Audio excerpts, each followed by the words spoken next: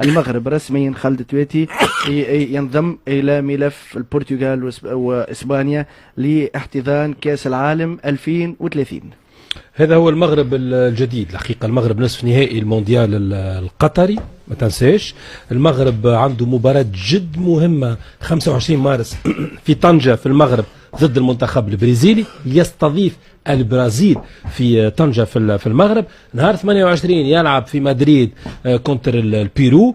واليوم يؤكد الإعلان في انتظار التأكيد الرسمي من الجامعة الملكية المغربية والوزارة المعنية منذ دقائق. الناس كل على الأقل محطات الإعلام الكبرى والصفحات الكبرى أكدت أن المغرب انضم إلى الملف الثلاثي، المغرب إسبانيا البرتغال، من أجل مونديال 2030.